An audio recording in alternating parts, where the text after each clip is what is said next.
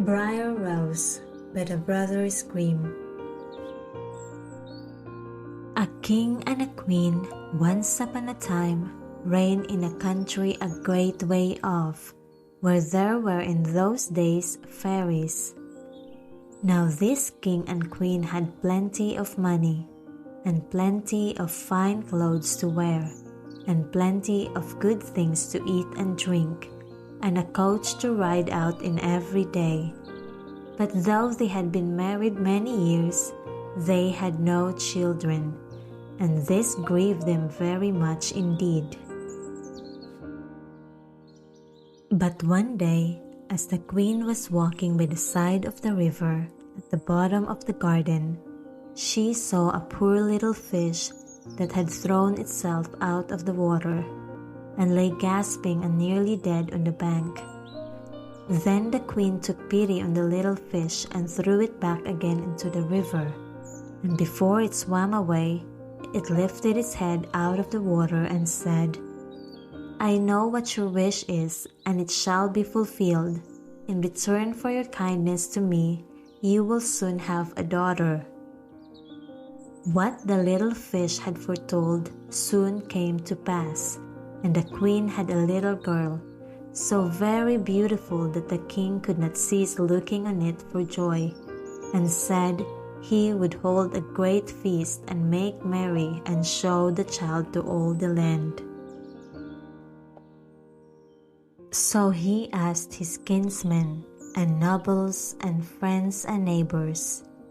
But the queen said, "I will have the fairies also, that they might be kind and good to our little daughter." Now there were 13 fairies in the kingdom, but as the king and queen had only 12 golden dishes for them to eat out of, they were forced to leave one of the fairies without asking her. So 12 fairies came, each with a high red cap on her head, and red shoes with high heels on her feet, and a long white wand in her hand. And after the feast was over, they gathered around in a ring and gave all their best gifts to the little princess. One gave her goodness, another beauty, another riches, and so on till she had all that was good in the world.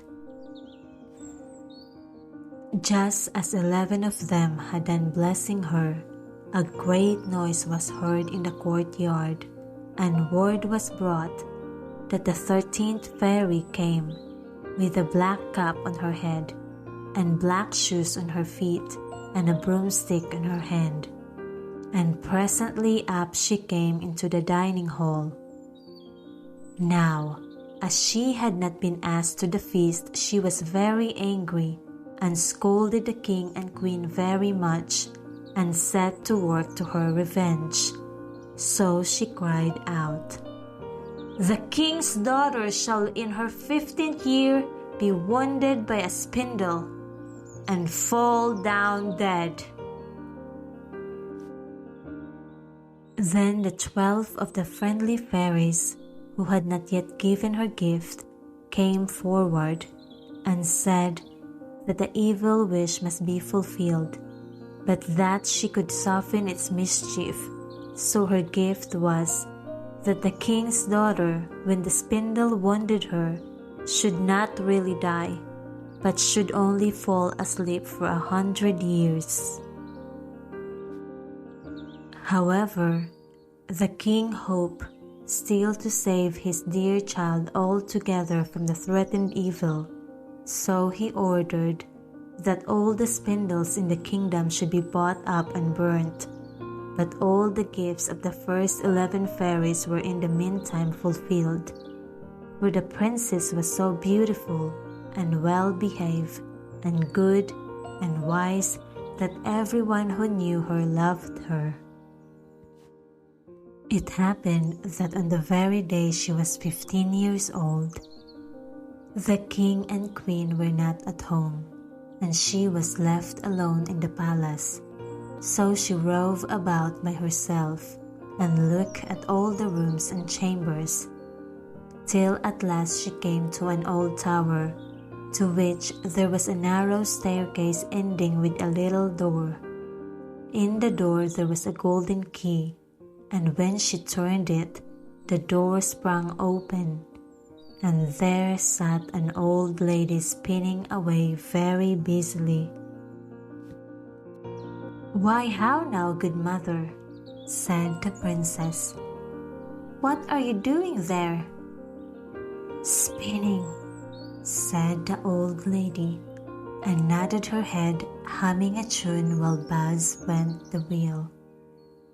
"How prettily that little thing turns round," said the princess, and took the spindle and began to try and spin.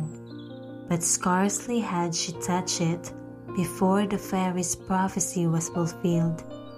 The spindle wounded her, and she fell down lifeless on the ground. However, she was not dead, but had only fallen into a deep sleep. The king and the queen, who had just come home, and all their court, fell asleep too. The horses slept in the stables, the dogs in the court, the pigeons on the housetop, and the very flies slept upon the walls.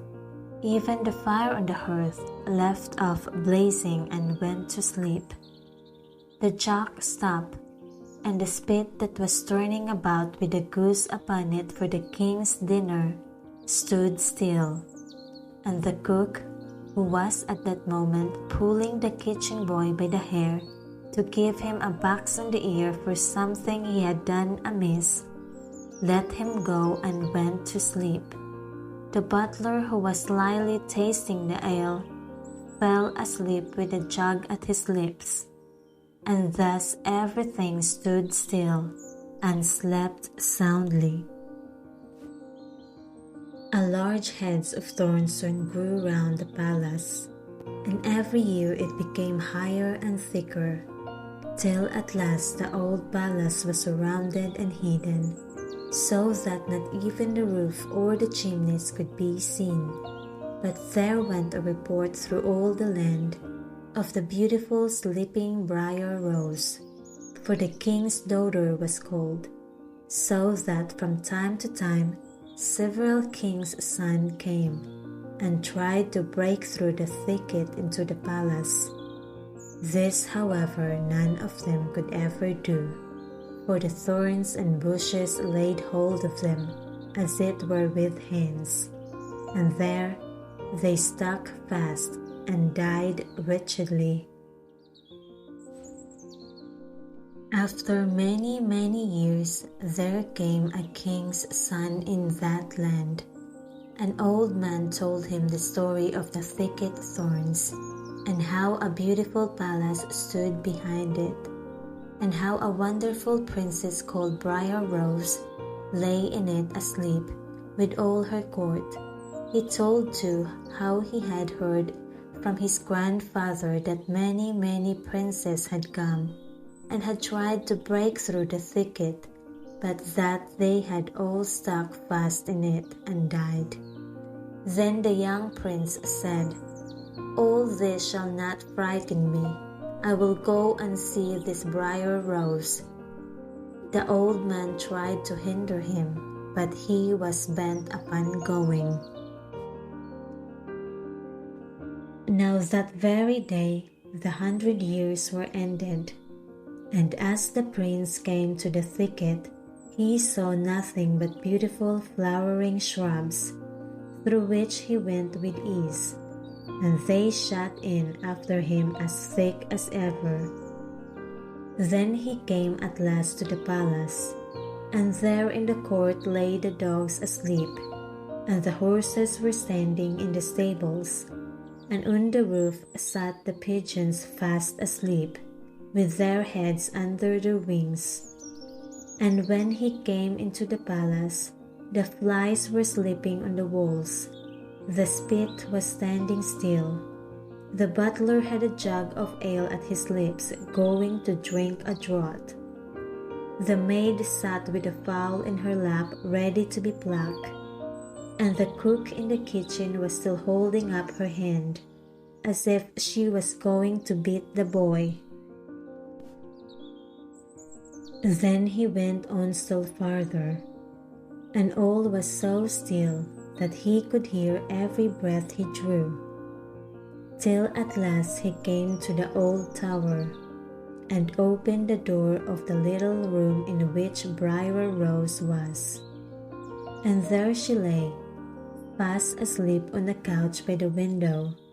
She looked so beautiful that he could not take his eyes off her, so he stooped down and gave her a kiss.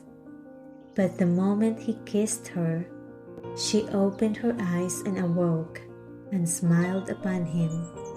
And they went out together, and soon the king and the queen also awoke, and all the court, and gazed on each other with great wonder. And the horses shook themselves, and the dogs jumped up and barked. The pigeons took their heads from under their wings, and looked about and flew into the fields. The flies on the walls buzzed again. The fire in the kitchen blazed up. Round went the jack, and round went the spit, with the goose for the king's dinner upon it. The butler finished his draught of ale. The maid went on plucking the fowl, and the cook gave the boy the box on his ear. And then the Prince and Briar Rose were married, and the wedding feast was given, and they lived happily together all their lives long.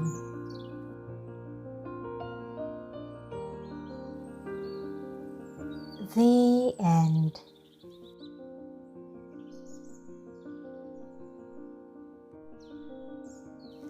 For updates and more stories, please click subscribe.